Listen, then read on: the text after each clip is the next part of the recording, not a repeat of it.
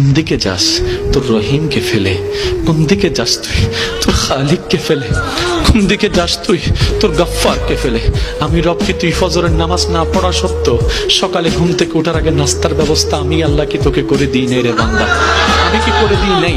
তুই যে সবার চোখের আড়ালে গোপনের কাজটা করেছিলি, অপরাধের কাজটা করেছিলি, তুই ভেবেছিস বন্ধু জানে না, মা বাবা জানে না, সবার কাছে একটা গোপন করে রেখে মনের মধ্যে ভয় ছিল কেউ না দেখে ফেলে, ধরা খেয়ে যাওয়ার ভয় ছিল, দেখে ফেলার ভয় ছিল।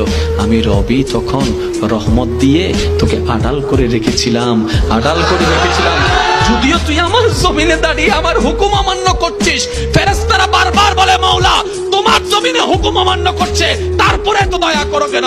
আমি রব সেই দিন বলেছিলাম আমার বান্দা হয়তো ফিরে আসবে, আমার বান্দা হয়তো ফিরে আসবে, আমার বান্দা হয়তো আমি রহমানের কথা চিন্তা করে ফিরে আসবে। বান্দা সেই দিন তুই আসিস নি ফিরে, তারপর আমি রহমত দেওয়া বন্ধ করিনি, তোর পায়ের শক্তিকে কেড়ে নেই, তোর চোখের আলোকে কেড়ে নেই। আমি রব রহমান হয়ে দয়া করে যাচ্ছি, দয়া করে যাচ্ছি, দয়া করে যাচ্ছি, দয়া করে যাচ্ছি, দয়া করে যাচ্ছি, দয়া করে যাচ্ছি। শুধু তাই নয়, তুই ফিরে আসার জন্য আমি অপেক্ষায় ছিলাম, ফেরেশতাকে গুনাহ লিখতে দিই নাই, তারপরও তুই আসিস নি। শুধু তাই নয়, মরণের একদিন আগেও তোকে আমি ক্ষমা তওবার সুযোগ দিলাম, যদি তখনও তুই তওবা করিস আমি রব ইন্নাল্লাহ ইয়াগফিরুয যুনুবা জামিআ, তুই তওবা করবি একবার, আমি রব সারা জীবনের গুনাহ মাফ করে দিতে রাজি।